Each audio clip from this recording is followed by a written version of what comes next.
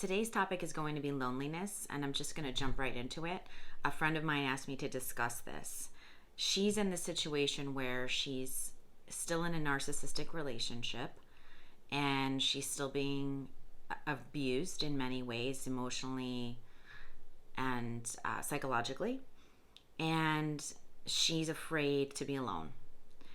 And you can tell by the fact that she's not taking action to get out of the situation very forcefully that she's afraid to be alone. And I think depending on your level of codependency, being lonely or feeling lonely is very common. So it's not something unusual. And no one really wants to feel like they're alone. Life is hard. We'd like to feel like we have people that have our back. But when you're in a toxic relationship, you do need to get over the fear of being alone so that you can move on and become whole and complete within yourself. So when we're codependent, we're in a dysfunctional dynamic where we're looking at the other person for validation. We're looking at them for a sense of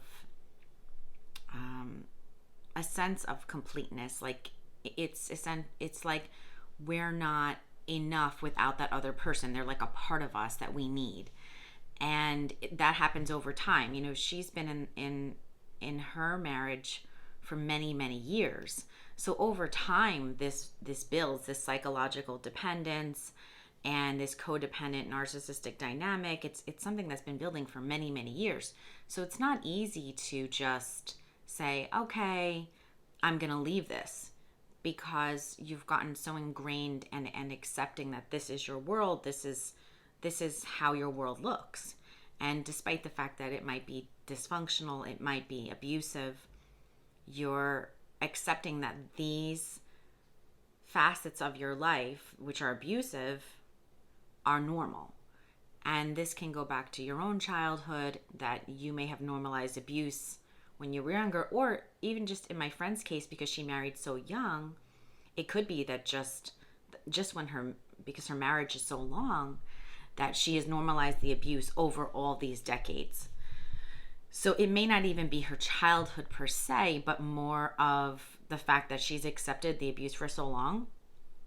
And we talked about it, and I said to her, over time, it's like your standards will go down. You will lower your own standards for these people that you're trying to love and trying to help and trying to fix. And obviously all of that is very dysfunctional, but you'll notice that over time your standards will get lower. So I said to her, in the first year with my ex-boyfriend, when I was dating my ex-narcissist boyfriend, if he would have said the disrespectful things to me the first year that he said the fourth year, I never would have stayed with him the first year, because I wasn't yet like ingrained, or some people might say brainwashed or trauma bonded. The trauma bond is not only psychological and emotional, but the trauma bond is also chemical. There's chemical reactions going on inside your brain that are bonding you to this other person. That's all a part of this. And when you get attached more and more, and then the person becomes abusive or disrespectful later down the line, because you're bonded, because you wanted to be bonded with this person, that part is healthy, but you're bonded to the wrong person. So you're bonded to someone who can't give you a healthy connection in return.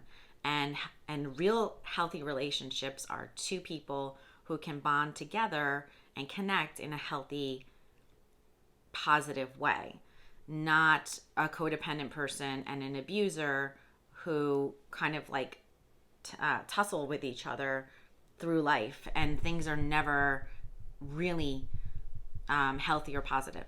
So loneliness is something you feel inside, obviously, like we've all felt this.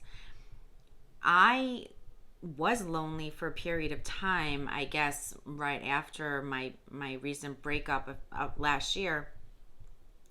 But I think ultimately you have to become your own best friend. And I was telling her this, on the weekends when I don't have my kids now, I get to focus on myself. I get to do self-care. I get to do healing work. I get to do personal personally fulfilling work like making YouTube videos or writing and working on my book. So instead of focusing on being lonely at those times, even if I'm not dating anyone, I will focus on how I can do things for myself that are personally fulfilling. And when you have hobbies and you develop an exercise routine, and you start spending time out in nature, and I do all of those things. It's meditation. It's all very therapeutic to do a lot of self-care and focus a lot on yourself. So instead of being quote unquote lonely, I am spending time alone, but I'm enjoying that time. That time is positive. That time is like rejuvenating me. It's refreshing me. It's even if I'm just reading a book, which usually I don't just read fiction, but someone just reading fiction and getting lost for a while, that can also help. Watching like educational YouTube videos, I do that all the time. I'm watching on all different topics. I'm learning and learning and learning. So there's so much you can do. Instead of feeling lonely, you can say, I'm all I have. And one of my favorite quotes is, you came into this life alone and you're going to go out alone. So, that's like a sobering statement, but it's the truth.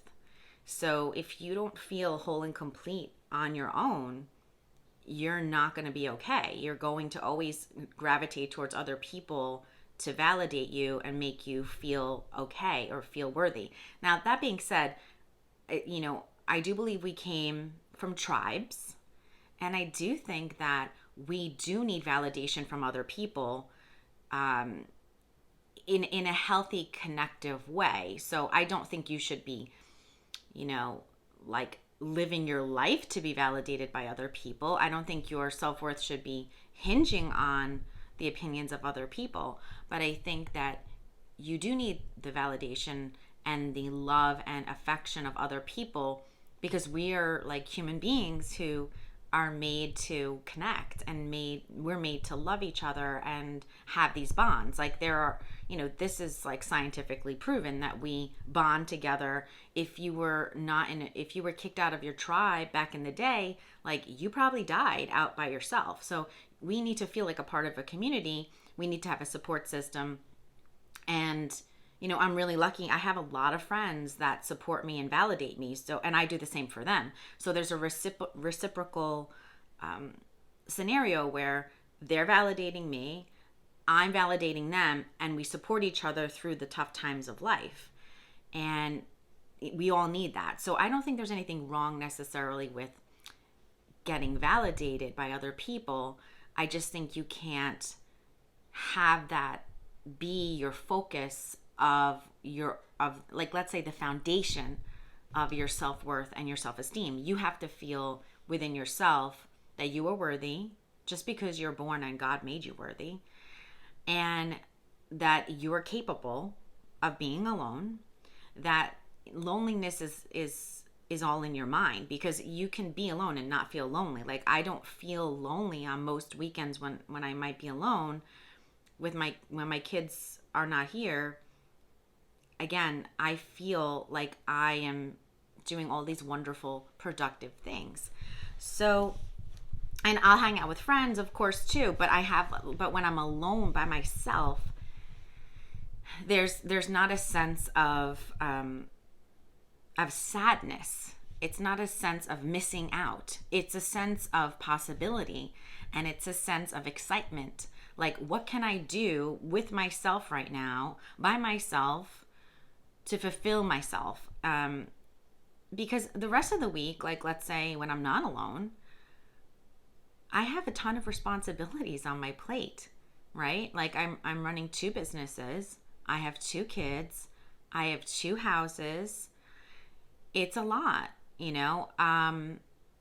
So when I get that time, that's like alone time on the weekend, let's say, this is really, really special time. It's precious time for me to just like recharge and, think about what's my next project? Am I going to buy and renovate a house? Am I going to start a new business? Am I going to, just chill and meditate and maybe watch some of my favorite shows and just enjoy the fact that I can do nothing. Like that in itself is actually a luxury nowadays when you have so much on your plate most of the time. To relax and do nothing is a bit of a luxury. So, I tried to explain to her that she has to be her own best friend. She has to be able to feel that she can survive without a man, that she can go on, that she can be strong enough not to have a partner.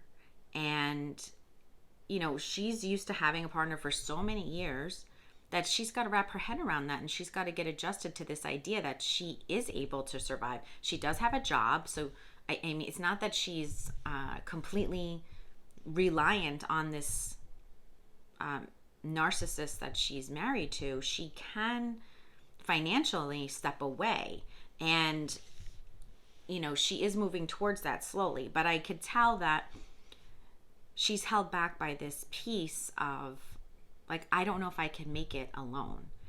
I don't know if I can make it on my own. And I'm trying to tell her that she can, but she's got to believe in herself, and she's got to have faith that she can be alone.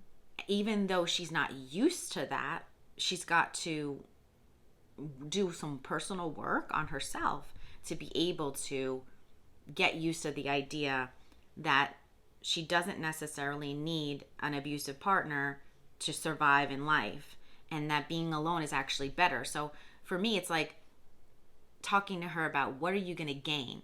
So I said, if you are apart from him, you will gain peace of mind. You will gain calmness. You will lose abuse. You will lose all of the insults, the psychological and emotional abuse, all of that upset, that chaos. That'll be gone, and you will gain freedom from those things. You will gain freedom. So even if you're alone, like if you're not dating anyone, like I'm not really dating right now because I'm focused on other pursuits. Like I'm focused on many more things in my life aside from a romantic partnership.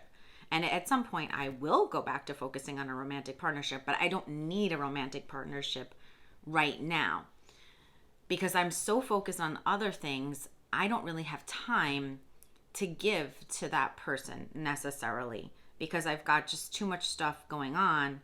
It doesn't seem to me to be the right season for that type of connection for me. So, I'm perfectly content at this point with the peace of not having abusers in my life. There's just something to be said for that. Like, you don't have to walk on eggshells.